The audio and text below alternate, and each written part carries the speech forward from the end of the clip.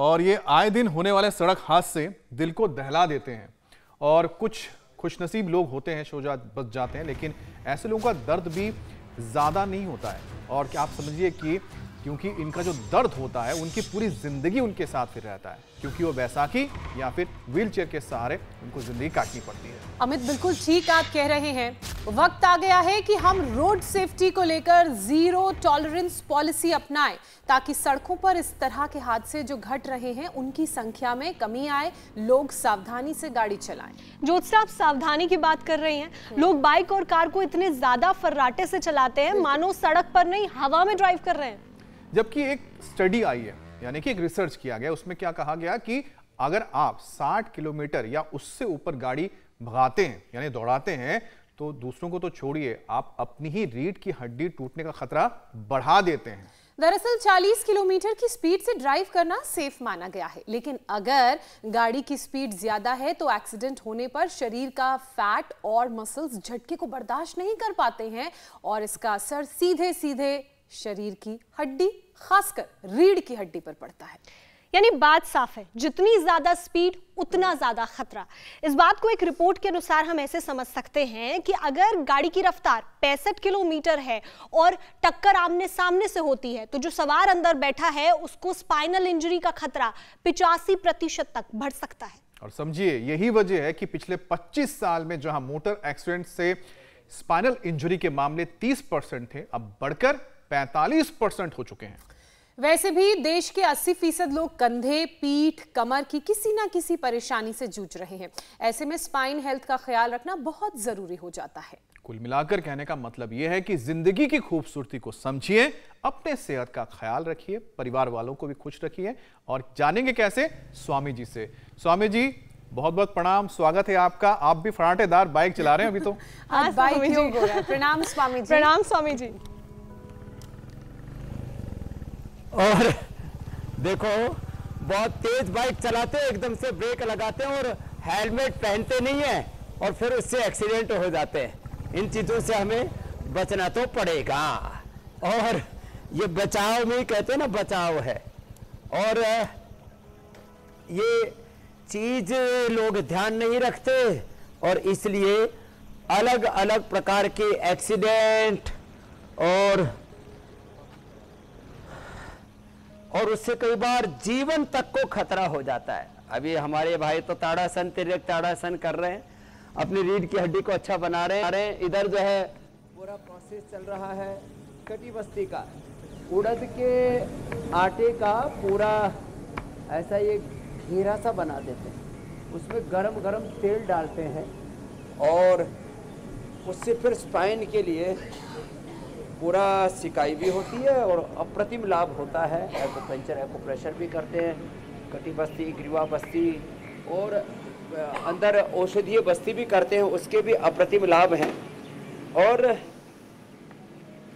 रोज ताड़ासन, तिर्यक ताड़ासन तो करना ही है।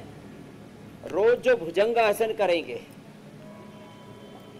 रोज स्पाइन के ये जो अभ्यास हैं इनको प्रैक्टिस में लाएंगे। यदि किसी ने सूर्य नमस्कार कर दिया फिर तो बात ही कुछ और हो जाएगी। वात रोगों में सबसे बड़ा कोई रोग है तो वह है मूलाधार से सहस्रार तक 33 के 33 हमारी जो वर्टिब्राज हैं उनको वो लपेट में ले लेता है। और सर्वाइकल स्पॉन्डिलाइटिस, पेन, सेरेब्रल सेटकोलोमा स्पॉन्डिलाइटिस, एंक्लोजिंग स्पॉन्डिलाइटिस, और आजकल तो बच्चों में, जवानों में स्क्लेरोसिस भी बहुत ज़्यादा हो रहा है। तो ये ताड़ासन, तिर्यक ताड़ासन तो से तो शुरू करें, थोड़ा अर्ध चक्रासन, पूर्ण चक्रासन में तो थोड़ा वक्त लगेगा, इतना तो जरूर किया करें। जिनसे बन पाए वो सूर्य नमस्कार भी कर लें, शेष उल्टे लेट करके। मकरासन और भुजंगासन तो बहुत ही जबरदस्त है। और हड्डियों को मजबूत बनाने के लिए एक तो गोंद मेरे सामने ही रखा है, गोंद का प्रयोग करते हैं, गोंद के लड्डू भी खाते हैं, गोंद का पाउडर चाय में, कॉफी में। जो ये सूर्य नमस्कार ना कर सके ना तो उष्टासन तो जरूर करें। हाँ, चाय में, कॉफी में, बेस्ट तो है दूध में, या दूध भी डाइजेस्ट नहीं होता है किसी किसी को, तो पानी में घोल करके पिए। कौन हल्दी मेथी सूंठ का प्रयोग तो हमने बहुत बार बताया। हल्दी मेथी सूंठ, अश्वगंधा शतावर ये पतंजलि स्टोर से लिए। हल्दी मेथी सूंठ तो सबके घर में होता है। और एलोवेरा, गिलोय, पारिजात, निर्गुंडी, सहजना। मैं तो चाहता हूँ हर घर में ये 5 पौधे हों, तो आधे घर की बीमारियां तो उसी से ठीक हो जाएंगी। ये मकरासन, भुजंगासन, सलभासन। मेथी का पानी, मेथी अंकुरित, ये जो मेरे सामने रखी है ना, ये अंकुरित मेथी, ये बड़ी जबरदस्त है। अंकुरित मेथी कड़वी नहीं लगती है। आप इसको ऐसे खाते हैं ना, एक बहुत ही यूनिक टेस्ट आता है इसमें। खाली पेट लहसुन का प्रयोग भी हम बताते हैं। ज्यादा दर्द बढ़ जाए तो पिडानिल गोल्ड ऑर्थोगिट भी देते हैं। योगराज, महायोगराज, गूगल, त्रिदशम, गूगल, अश्वगंधा, अश्वशिला भी देते हैं। अंदर से ज्यादा हड्डियों में टूट फूट होगी तो दूध में हल्दी, शिलाजीत, लाक्षादी, गूगल का भी प्रयोग कराते हैं। ये मकरासनी भुजंगासन। आज मैंने 5-7 रिफॉर्म चेंज लाइफ में लेने के लिए सबसे आह्वान किया है। सबको बोलना चाहता हूं, सुबह 1 चम्मच गाय का घी खाएं, सुबह 1 चम्मच गाय का घी खाएं या वर्जिन कोकोनट ऑयल पिएं जो इधर रखा है। मैं तो सुबह पी के आया हूँ।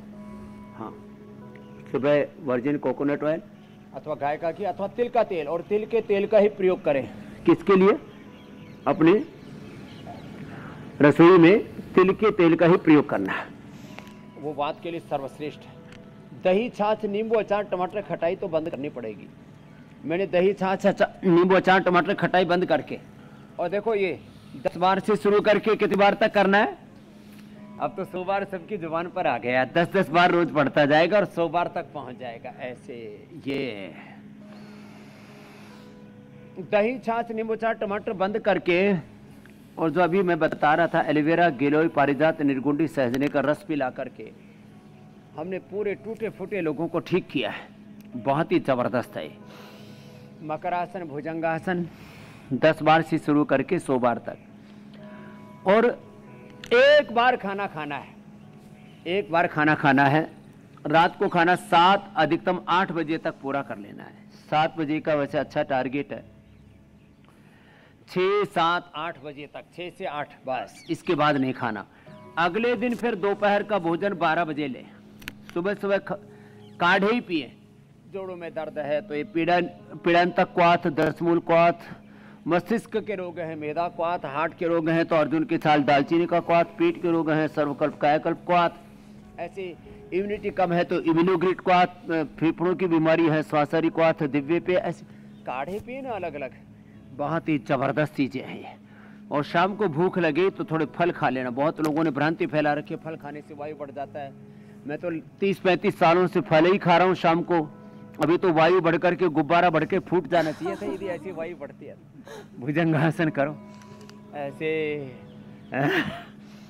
तो ये भुजंगासन 100 बार तक करवा देते हम। अरे साहब, भुजंगासन और आगे भी मरकट आसन बताएंगे। 2 ही आसन कर लो, 100 साल तक कमर एकदम फर्स्ट क्लास रहती है। ऐसे हम तो पहले धीरे धीरे, बाद में तेजी से ऐसे भुजंगासन और फिर ये मरकट आसन रिलैक्स होने के लिए। फिर अभी पूरा पैकेज तो बताएंगे। ये 2 सबसे महत्वपूर्ण है। मरकट आसन के भी 3 पोज है। भुजंगासन भी साइड में हाथ रखे, थोड़े के नीचे हाथ रखकर, घुटने पंजे पास में, एक तरफ गर्दन, घुटने पर घुटना, एड़ी पर एड़ी, पंजे पर पंजा, ये सब रखना है ऐसे। तो पथ्य का ध्यान रखना है। विरुद्धाहार कतई नहीं लेना है। सामान्य स्वस्थ व्यक्ति को भी दही, छाछ, नींबू, अचार, टमाटर, खटाई तो खानी नहीं है। जिनको भी दर्द है शरीर में, सामान्य व्यक्ति को भी रात को दही छाछ का प्रयोग नहीं करना। दूध के साथ खट्टे फल आदि का सेवन नहीं करना। खरबूजा, तरबूजा आदि का सेवन नहीं करना। ये कुछ मूलभूत बातें हैं। दूध के साथ नमक वाली चीज का सेवन, कुछ तो खीर और रायता साथ साथ खाते बावले, इन चीजों को तो हमें छोड़ना पड़ेगा। ये जो अविवेक पूर्ण कृत्य हम करते रहते हैं, मूर्खतापूर्ण काम करते रहते हैं, उल्टा पुल्टा खाते रहते हैं। जी मेरी बहन मीनाक्षी जी, स्वामी जी, लंबे लंबे श्वास। जिन रिफॉर्म्स की आपने बात कही, अगर वो रिफॉर्म्स हमारे जीवन में हम अमल में लाएंगे तो बहुत कुछ बदलेगा। और बहुत सारी चीज़ें ऐसी हैं, बीमारी, हादसे, जिनसे हम अपने शरीर को पहले ही बचा लेंगे अगर खाने पीने की आदतों में बदलाव होगा, अगर योगाभ्यास हमारी जीवन का हिस्सा होगा तो हमारी सोच बेहतर हो पाएगी, डिसीजन मेकिंग क्षमता बेहतर हो पाएगी और खुदा ना खास्ता अगर कभी किसी हादसे का शिकार होना पड़ा तो बॉडी अच्छे से उस इम्पैक्ट को झेल पाएगी।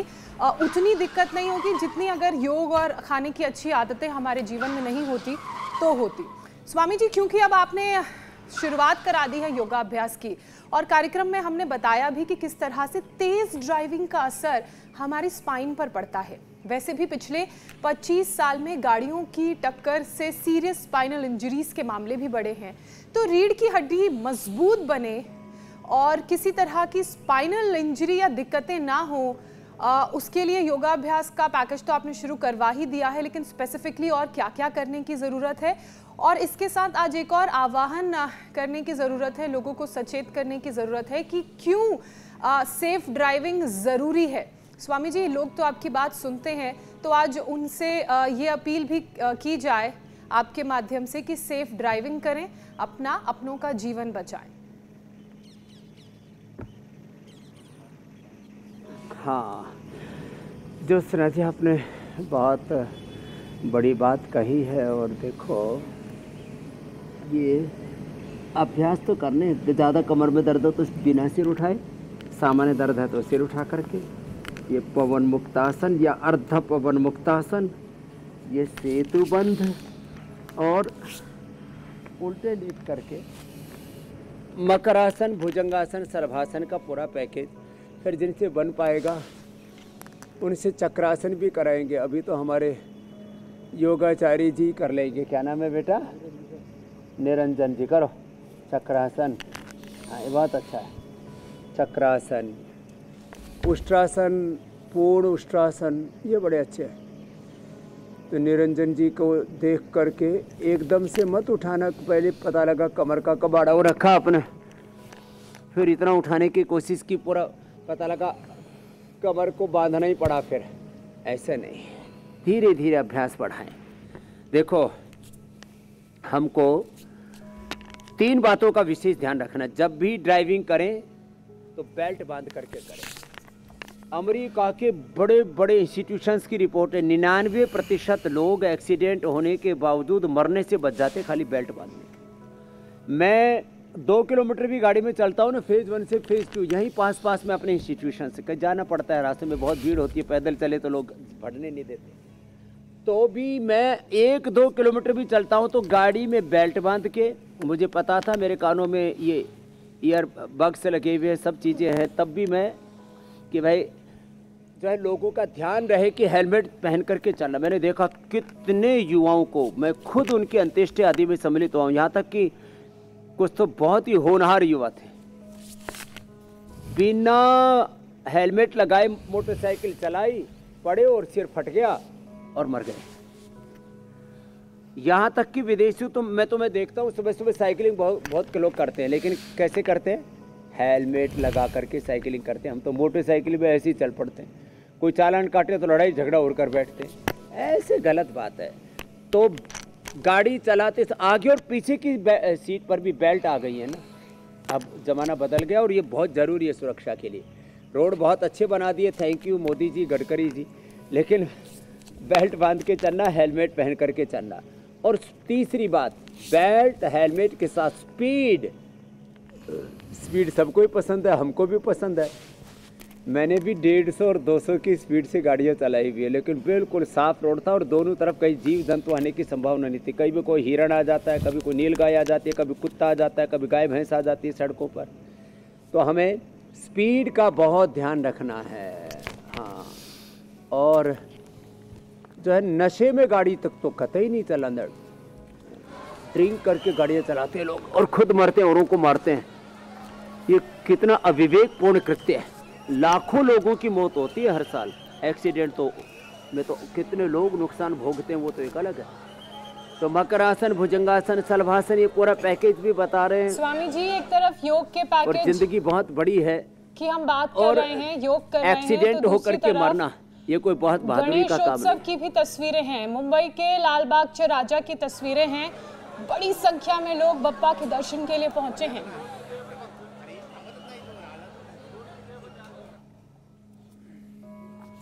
हाँ, ये हमारी संस्कृति और प्रकृति का एक शाश्वत प्रवाह है। ओम गण गणपतये नमो नमः, ओम सिद्धि विनायक नमो नमः। रिद्धि सिद्धि मिलती है हमें। विघ्न करता, विघ्न हरता, सुख करता, दुख हरता है गणेश जी। जी स्वामी जी, गणपति तो हम अपने रोग दुख हरने के लिए भगवान की शरण में भी रहें और स्वामी जी योग के शरण में भी रहें, ताकि जो ये दर्द है, कंधे का दर्द, गर्दन का दर्द, पीठ का दर्द, क्योंकि इतना कॉमन हो गया कि मुझे लगता है कि योग ही है जो इसका निवारण कर सकते हैं। लेकिन धीरे धीरे स्वामी जी, ये जो फ्रोजन शोल्डर है, ये सर्वाइकल जैसी बड़ी परेशानी बन जाती है। तो जिंदगी में ये दर्द आए ही नहीं, इसका क्या इलाज है? क्योंकि इसके जो विघ्नहर्ता है वो तो आप हैं। सच में वो ये बात ठीक कही। जो है सारे अमंगल से हटने के लिए और अपने जीवन का मंगल करने के लिए हमें सुबह सुबह योग तो करना ही पड़ेगा। और कभी जिंदगी में कंधे का दर्द ना हो, देखो एक तो ये अभ्यास करो, एक बार ऐसे ऐसे हाथ सुबह सुबह एक बार घुमा लो 10 बार ऐसे हाथ घुमा लिया और 10 बार ऐसे हाथ घुमा लिया। कभी कंधे में दर्द नहीं होगा, फ्रोजन शोल्डर की प्रॉब्लम होगी ही नहीं। कितना अच्छा है ना, ऐसे ऐसे। फिर एक बार आगे से स्वामी जी, ताली फ्रोजन बजाओ, शोल्डर एक बार हो क्यों पीछे जाता से है? भी ऐसे। अब देखो ये कंधे की नसें जाम हो जाती हैं, वात दोष बढ़ जाता है, जिसको RACRP, ANA, AVN, HLB, 27, uric acid, जितने भी पेन मार्कर्स हैं, अंदर के इन्फ्लेमेशंस हैं, ये सब बढ़ जाते हैं। तो ये कब बढ़ते हैं? गति के बिना दुर्गति होगी। एक अभ्यास तो ऐसे।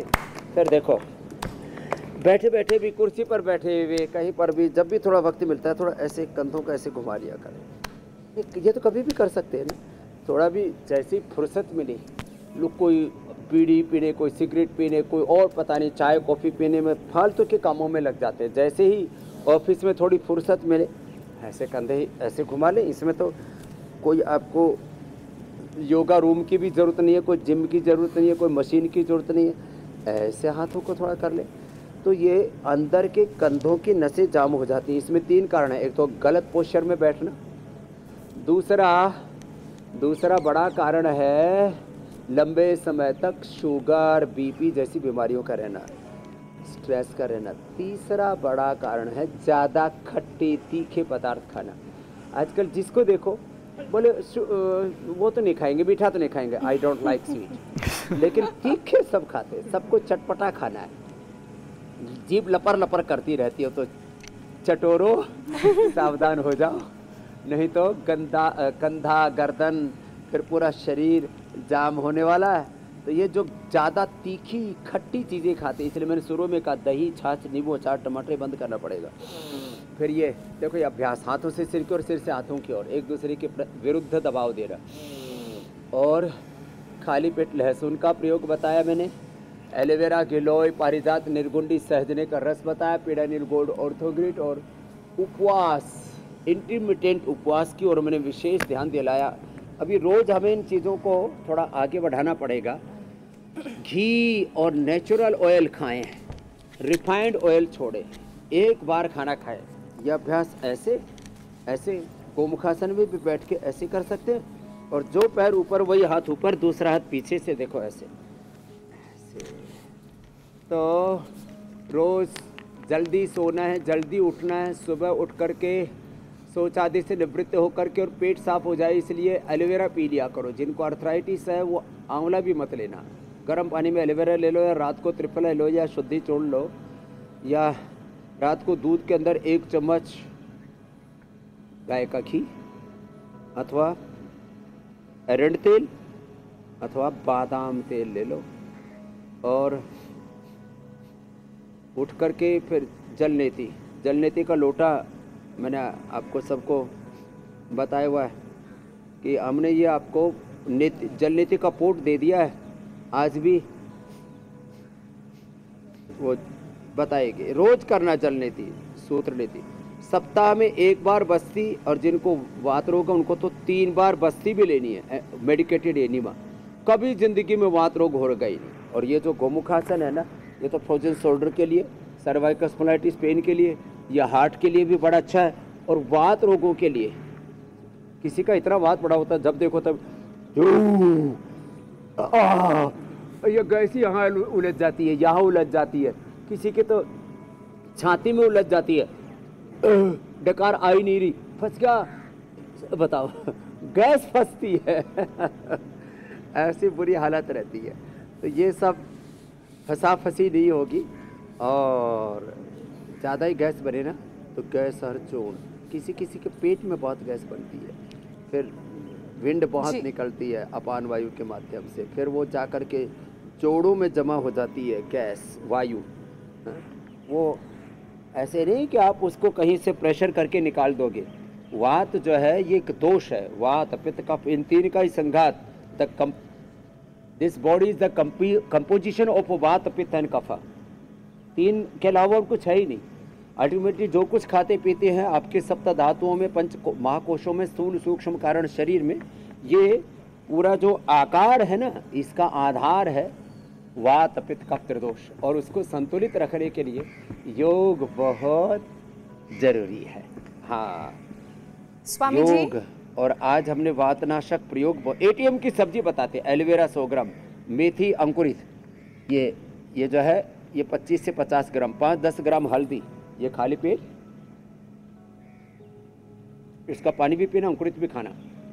एलोवेरा, हल्दी, मेथी, केवल एलोवेरा, केवल मेथी की, केवल हल्दी की भी सब्जी राजस्थान में बनाते हैं और बाजरे की रोटी के साथ खाते हैं। कभी वात रोग होता है नहीं, 100 साल तक टनाटन ऐसे ऊँट की तरह, घोड़े की तरह दौड़ते रहते हैं, कोई दिक्कत नहीं होती। बाकी लचर पचर चल रहे हैं लोग।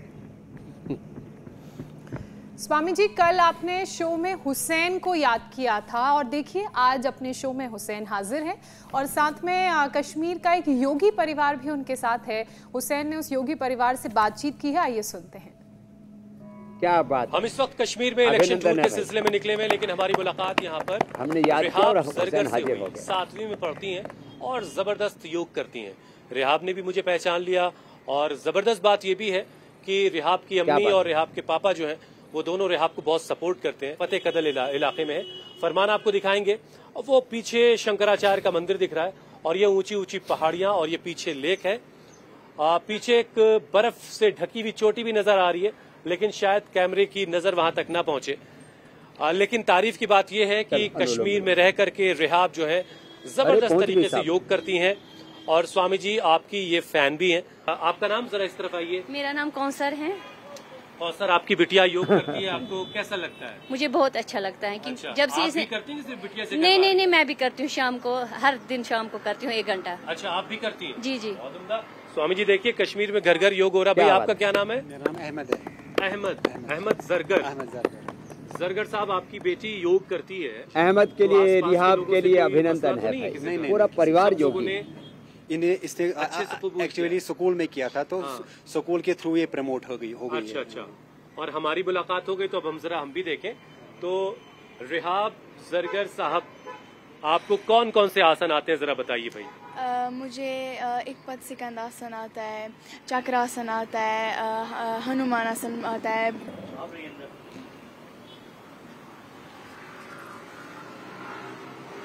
तो भाई चक्रासन, हनुमानासन ही करो।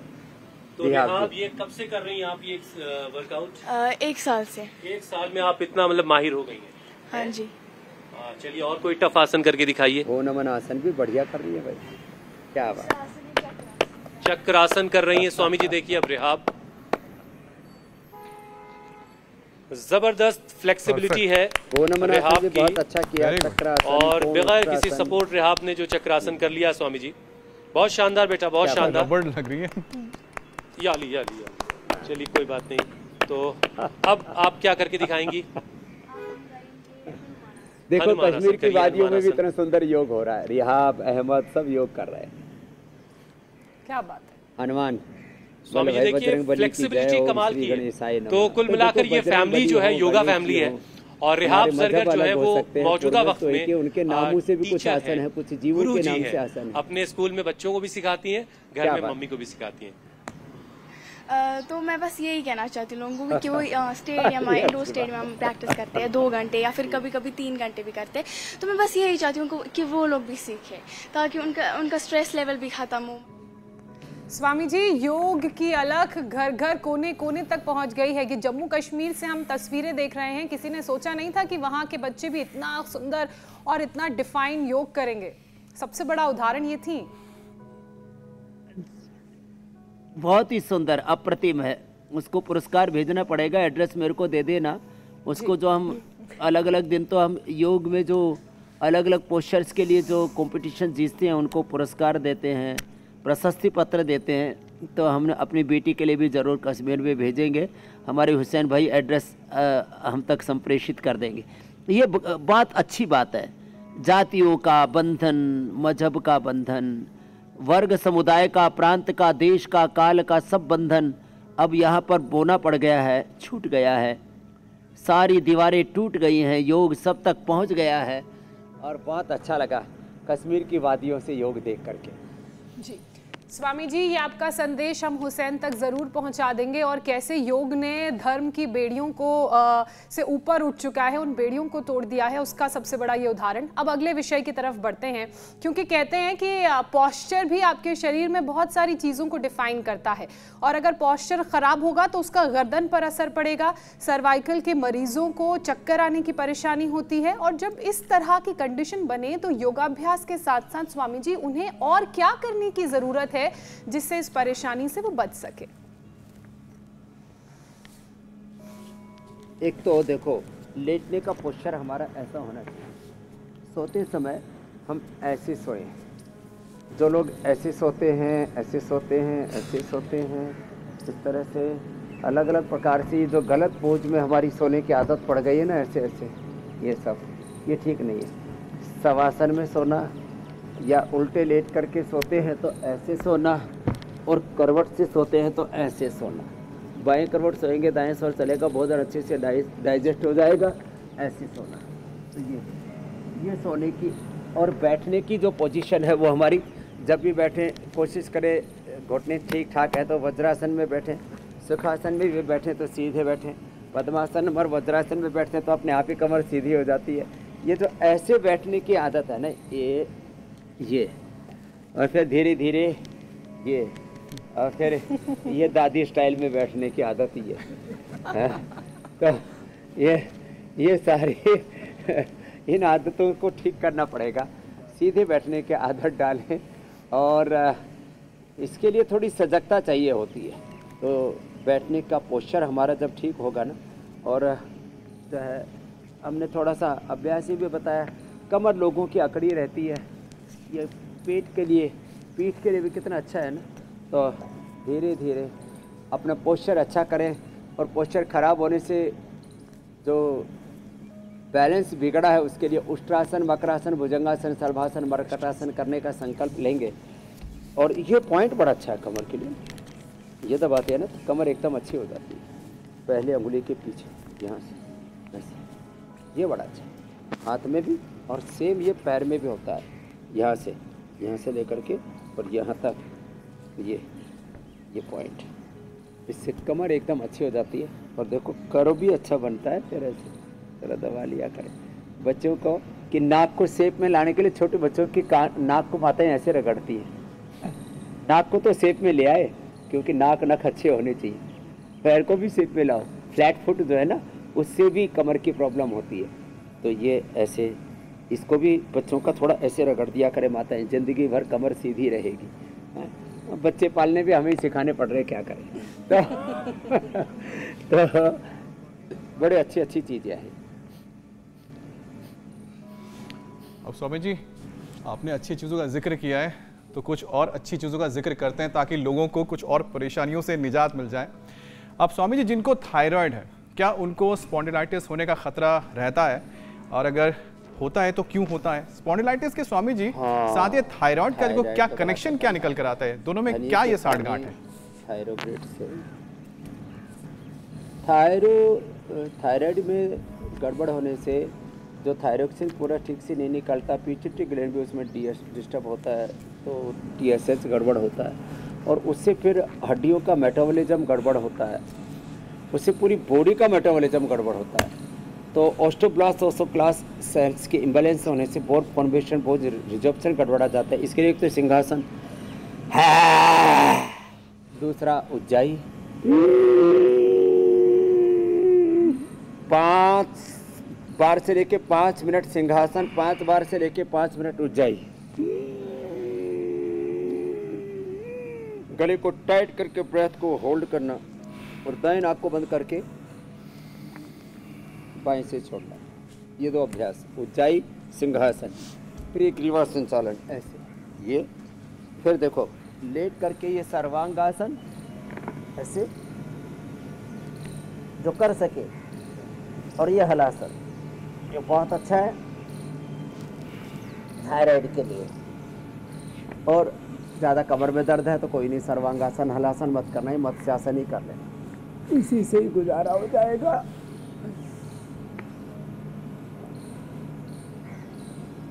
और ये मत्स्यासन जो है कमर के लिए भी अच्छा है। और ये पॉइंट दबाए कपालभाति के साथ, धनिए का पानी, थायरोग्रिड में। खट्टी चीज़ें, फ्रिज की चीज़ें अच्छी नहीं होती, इसका थोड़ा ध्यान रखना पड़ेगा। मैं तो कहता हूँ बचपन से ही बच्चों को योग में ढाल दो, बच्चों को शीर्षासन, सर्वांगासन, हलासन, चक्रासन कराओ। बच्चे तो वृश्चिकासन भी कर लेते हैं, हमारे बालक लगा हुआ निरंतर निरंजन। तो ये और ये हाथ में भी पैर में भी। थायराइड तो 100% हाइपो हो या हाइपर हो, अंडरवेट ओवरवेट, थायराइड से आंखें बाहर आ जाती हैं, तो ये अनुलोम विलोम भी करे या आँख का पॉइंट दबाए। थायराइड से हार्ट की प्रॉब्लम हो जाती है तो गोमुखासन, भुजंगासन के साथ अनुलोम विलोम करे, कार्डियोग्रिड हृदयामृत ले। थायराइड के कारण से मोटे हो जाते हैं, अरे हाँ फिर तो ये करना पड़ेगा, स्थित कोणासन, चक्रासन। और फिर वेट को मेदोहर, अश्वगंधा का प्रयोग पूरी बॉडी को डिटॉक्स करने के लिए ना जी। लौकी की सब्जी, जिनको जोड़ों में दर्द है, दूध दर्द को बढ़ा देता है, ठंडा होता है, तो लौकी का सूप या लौकी की सब्जी खाएं और मोटापा के लिए। और योगाभ्यास तो करें, मेदोहर वेट को, गोधन अर्क लें, ये पूरे शरीर को डिटॉक्स करने के लिए ये। और फिर लेट करके जी मेरे भाई। अब स्वामी जी, रीढ़ की हड्डी यानी कि स्पाइन की जो दिक्कत है स्वामी जी, बड़ा खतरनाक है। अब लोगों के अंदर तो इसके चलते पैरालिसिस भी हो जाती है, तो क्या इसको योग से रिवर्स किया जा सकता है स्वामी जी? हाँ, योग से रिवर्स हो जाता है, वेट भी रिवर्स होता है। और चलो लेटो, ये करो, अर्धहलासन, पादवृत्तासन, द्विचक्रिकासन। आधी से ज़्यादा आबादी मोटी है, उनके ऊपर हमें बहुत दया आती है, हे भगवान सबका भार कम कर दो, निर्भार कर दो सबको। हाँ, मोटे आदमी को जो है कई बार तो इतने मोटे हो जाते दरवाजे में भी टेढ़े होके घुसते हैं। अब घर छोटे छोटे हो गए और खुद मोटे मोटे हो गए घर के दरवाजे पे, बाथरूम के दरवाजे सबसे छोटे थे, वहाँ टेढ़े होकर के घुसते हैं। कई बार तो वो खड़ी वाली सीट होती है उसको फोड़े ही डालते हैं, सब कुछ बिखर जाता है। तो देखो ये आपको ध्यान रखना पड़ेगा भाई, मोटे कोई नहीं होना, ना कोई मोटा रहेगा ना कोई खोटा रहेगा। एक बार खाना खाएंगे, और आज जो मैंने चेंज बताया ना, एक भुक्तम सदारोग्यम, द्विभुक्तम बलवर्धनम। और फिर जब एक बार खाना खाते ना, भूख कड़ाके की लगती है, मेटाबॉलिज्म पूरा अच्छा रहता, मोटापा नहीं होगा, बीपी शुगर नहीं होगी, आर्थराइटिस की, अस्थमा की, वात पित्त कफ त्रिदोष की कोई दिक्कत नहीं होगी। तो एक चीज में सुधार करने से आहार ही उपचार है। फिर आपने बात की ब्रेन नर्वस सिस्टम की, उसके लिए शीर्षासन तो निरंजन आप करो। हाँ, शीर्षासन और सर्वांगासन जो अभी हम कर रहे थे, ये जन से नावता, अनुलोम विलोम करो मेरे साथ सब आप भाई बहन जितने भी हो, ये तो बहुत ही जबरदस्त है। और सुबह खाली पेट मैंने गाय का घी का जो प्रयोग बताया था ना, उस तरफ तो अब पूरे देश को हमें लौटाना है।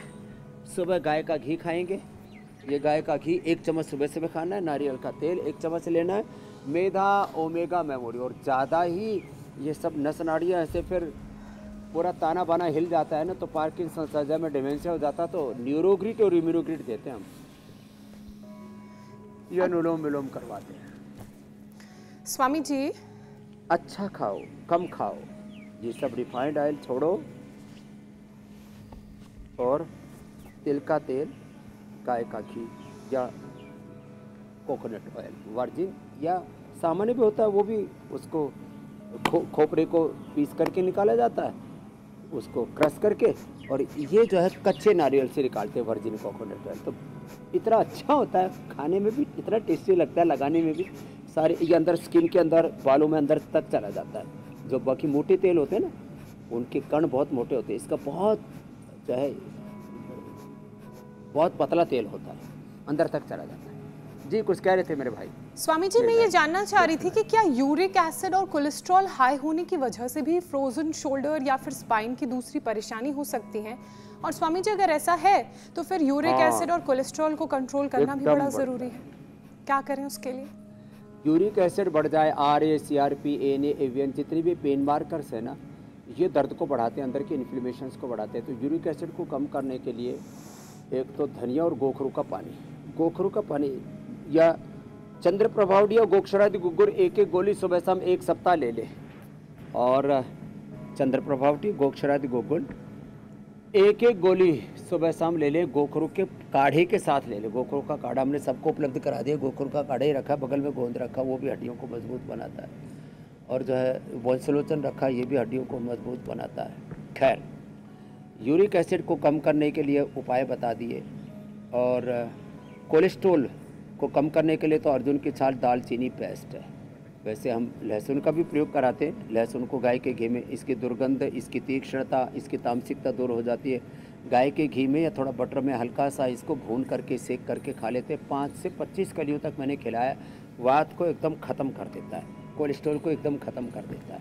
बातें तो छोटी छोटी हैं, लेकिन ये बड़ी काम की बातें हैं। कपालभाति, अनुलोम विलोम, इसको नित्य की दिनचर्या में सम्मिलित कर ले। जब भी प्यास लगे गर्म पानी पिए। ये जो ठंडा पानी पीते हैं, फ्रिज का पानी पीते हैं, ये भी हमारे भीतर कोलेस्ट्रोल से लेकर के, ट्राइग्लिसराइड से लेकर के, यूरिक एसिड से लेकर के तमाम तरह के इन्फ्लेमेशंस, इन सब को बढ़ाता है। इसलिए फ्रिज का पानी बंद, थोड़ा घड़े का पानी पिया करो। और वो भी जिनको अर्थराइटिस है, वात रोग और कफ रोग हैं, उनको तो थोड़ा गुनगुना करके पानी पीना चाहिए। और वात रोगियों को तो थोड़ा 10 मूल या पीड़न तक क्वाथ का, नहीं तो एलोवेरा, गिलोय, पारिजात, निर्गुंडी, सहजना तो बताया। तो कफ रोगियों को मुलेठी का, दालचीनी का या स्वासारी क्वाथ का पानी पीना चाहिए। जल चिकित्सा अपने आप में बहुत बड़ी है। बातें छोटी छोटी हैं, मगर जीवन में इन बातों पर अमल करेंगे तो बड़े बड़े बदलाव लाएंगी। स्वामी जी, अब एक और बदलाव और उस मिशन की बात करते हैं जो हम पर्यावरण की तरफ केंद्रित हमने शुरू किया है, और वो है एक पौधा सेहत के नाम।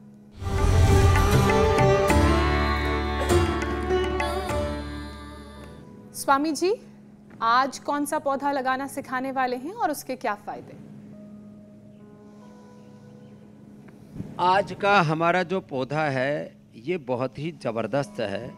इसको निर्गुंडी कहते हैं। पारिजात हमने पहले लगवाया था, अब हम हर घर में पारिजात, एलोवेरा, गिलोय, पारिजात, निर्गुंडी, सहजना, ये 5 पौधे हर घर में होंगे तो 50% समस्याओं का तो ऐसे ही समाधान हो जाएगा।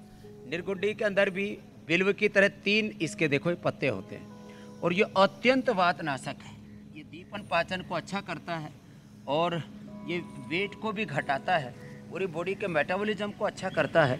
निर्गुंडी एक ऐसा पौधा है जो हमें सभी प्रकार के दर्दों से बचाता है, और वात रोगों से मुक्ति दिलाने के साथ पाचन को हेल्दी बनाता है। तो मैं कह रहा था ये 5 पौधे तो अब सब घर में लगाएंगे। एलोवेरा, गिलोय, पारिजात पहले लगा चुके थे, निर्गुंडी और सहजना भी इतने ज़बरदस्त हैं। फिर घर के आधी बीमारियां तो वात रोगों से ही होती हैं, वो खत्म हो जाएगी। जी स्वामी जी, अब अगले पड़ाव की तरफ बढ़ते हैं और बात करते हैं वायरल दावे की सच्चाई की।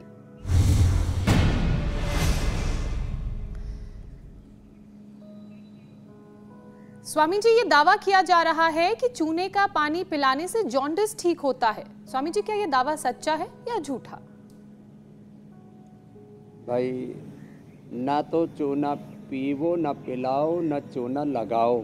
थोड़ा बहुत लोग पानी में लगाते हैं, उससे थोड़ा कलर आ जाता है। वो भी ऐसे बहुत चुटकी भर लगाना चाहिए, इससे कैल्शियम की पूर्ति होती है। भर रात को भिगो करके चूना का तरीका होता है बनाने का, लेकिन इससे जॉन्डिस कतई अच्छा नहीं होता। जॉन्डिस अच्छा होता है भूमि अम्ला पुनर्नवा मकोई से, सर्वकल क्वाथे लिवग्रिट लिवामृत से। इसलिए ये जॉन्डिस के खतरा कतई मोल ना ले, चूने का पानी नहीं पीना, ये झूठा वायरल दावा। मतलब वायरल दावा झूठा है, मतलब चूने का पानी पीने से जॉन्डिस ठीक नहीं होता है। स्वामी जी, अब बारी है योग चैलेंज की।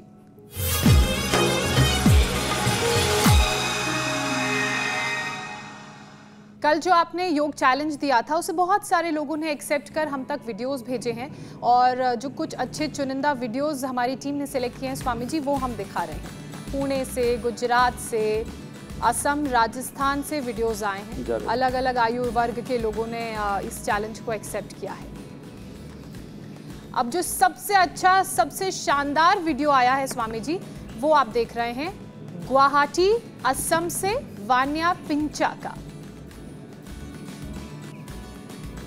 पूर्ण चक्रासन किया है। वान्या के लिए जोरदार तालियां हो जाए। इतना सुंदर बेटी ने चक्रासन किया है। हाँ, पूर्ण चक्रासन। ऐसे बच्चों में बड़ा ज़बरदस्त उत्साह और बड़ी ज़बरदस्त फ्लेक्सिबिलिटी है। तो आज नया चैलेंज भी हम फ्लेक्सिबिलिटी को बढ़ाने वाला है।